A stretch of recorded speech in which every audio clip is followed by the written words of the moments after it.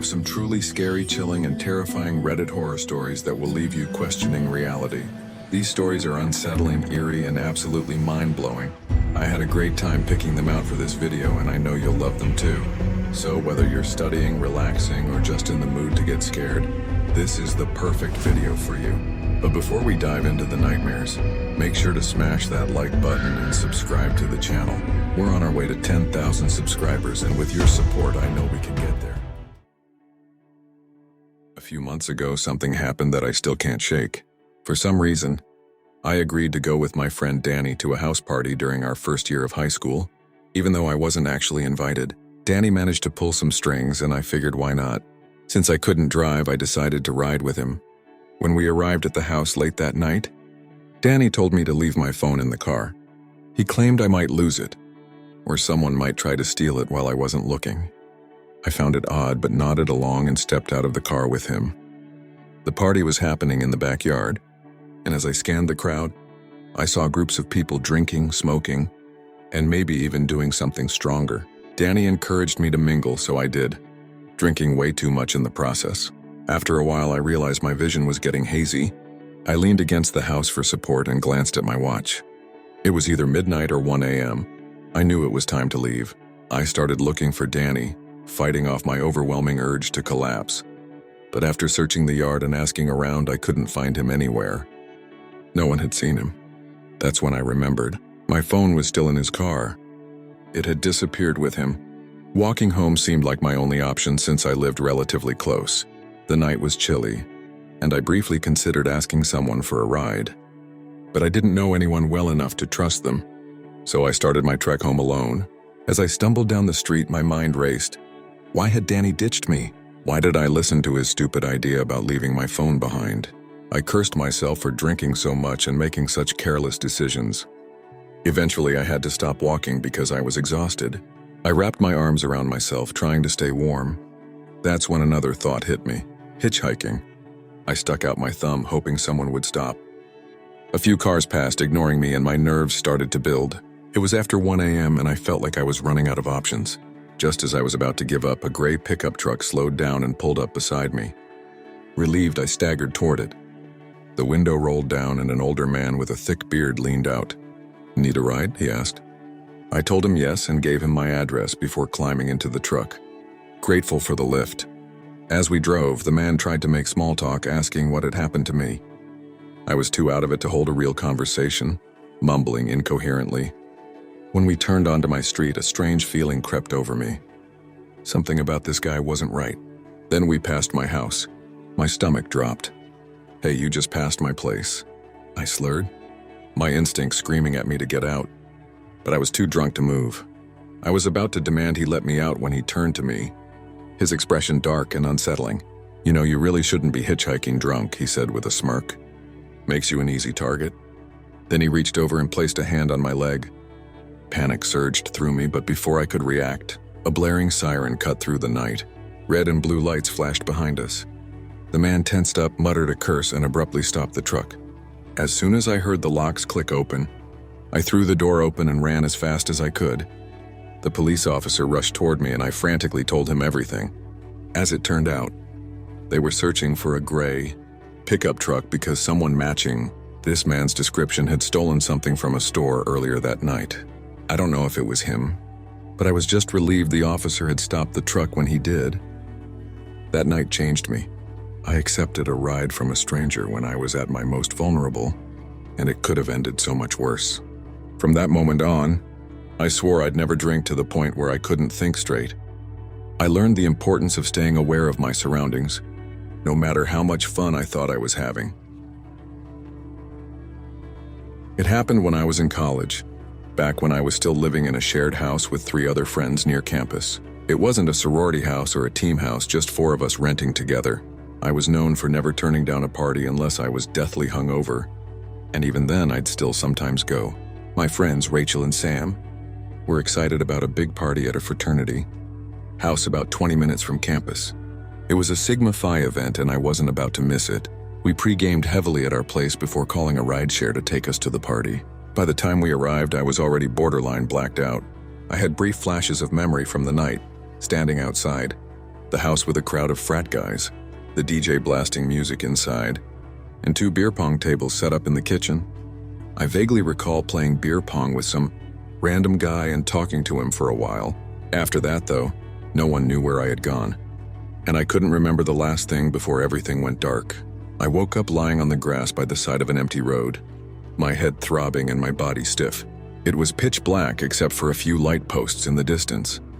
I felt around for my phone, but my pockets were empty, and my crossbody bag was gone too. My white shirt was covered in dirt, but that was the least of my worries. I was stranded in what seemed like the middle of nowhere. Panic set in as I tried to figure out my next move. I decided to walk towards the light posts, hoping they'd lead to something familiar.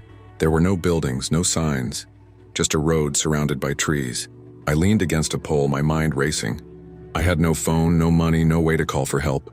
My best option was to wait for a passing car and hope someone decent would stop. After what felt like 15 minutes, headlights appeared in the distance. Desperate, I waved my arms and jumped to get the driver's attention. The car slowed down and pulled to the side. A man rolled down the window and asked if I was okay. I explained I was stranded and needed a ride back to my house. He nodded and told me to get in, so I did, feeling an overwhelming sense of relief.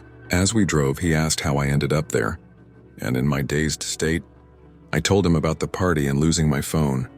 Looking back, I realize I should have kept the details vague. I was letting a complete stranger know just how vulnerable I was. He seemed to study me for a moment before putting my address into his GPS. I heard him mumble under his breath, "Okay, here we go." Something about it made me uneasy. We drove in silence for a while. Then I started noticing how he would turn his whole head to look at me instead of just glancing. A chill ran down my spine. I asked how much longer until we reached my house, but he didn't respond right away. When I repeated the question, he finally said in an oddly soft voice, "Not far." That's when I realized we were still on the same desolate road. My house was in town, but we were surrounded by nothing but trees. My stomach twisted in fear. I asked again if he had put in the right address, and he nodded. Then, in the same unnervingly soft voice, he asked, "What color underwear are you wearing?" As his hand landed on my knee, rubbing it, I jerked away, my pulse pounding. "Please," I said, my voice shaking. "I just want to go home." He smirked. "Why would I hurt you?" Then he pulled off the road onto the grass and put the car in park. My breath caught as he leaned toward me. Before he could do anything else, I threw open the door and bolted into the woods, running as fast as I could. My only goal was to get out of his sight. From a safe distance, I crouched behind a tree, holding my breath.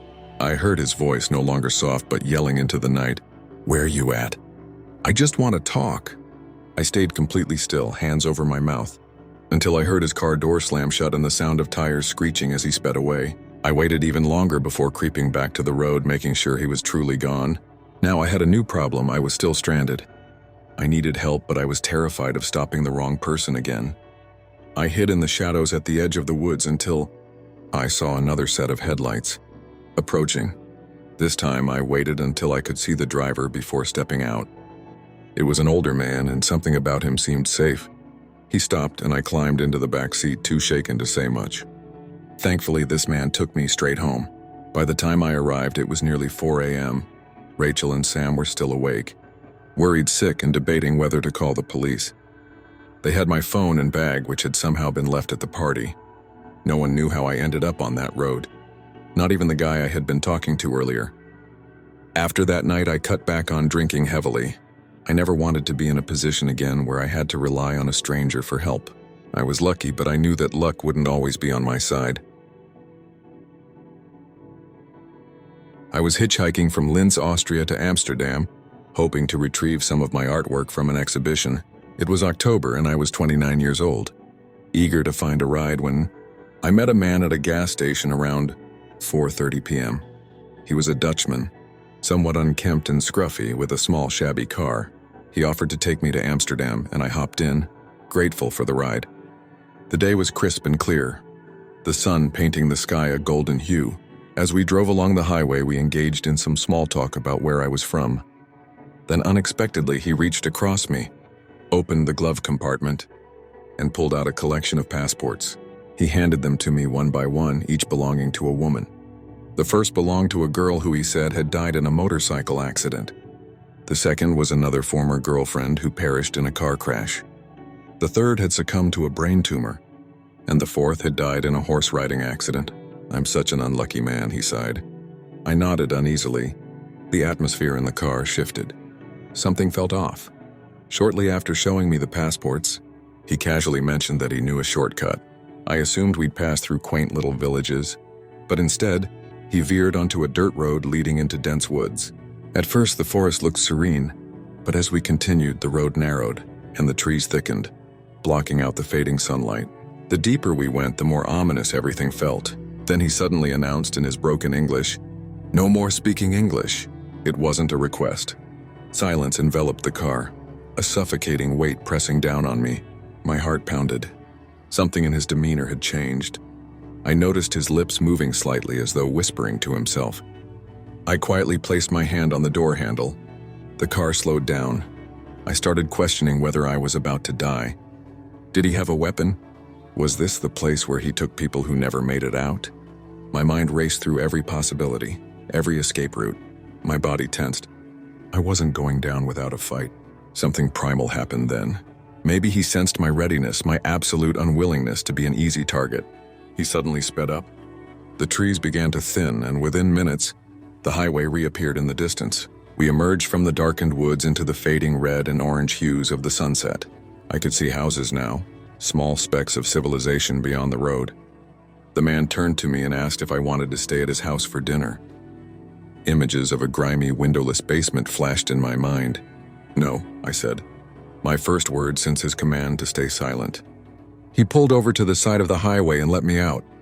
I stood there watching as his car disappeared into the night. I never reported him to the authorities. I didn't speak Dutch, and at the time, I wasn't sure if my imagination had exaggerated the whole encounter. Years later, while discussing hitchhiking with a student I was tutoring in Berlin, he pulled out his phone and searched for Dutch serial killers. There he was, a face I could never forget. The man I rode with all those years ago was identified as a notorious murderer, active at the very time I had crossed paths with him. In 1990, authorities had been on the hunt for a serial killer who left bodies along roadsides and forests. My French girlfriend had once warned me about a dangerous man on the loose. Now I wonder how many more might have met their fate in that very forest. How many passports had I not seen? I should have gone to the police. Maybe I could have stopped him earlier. That weighs heavily on my soul. Sometimes I think the spirits of those lost girls latched onto me that day, desperate to escape the darkness of those woods.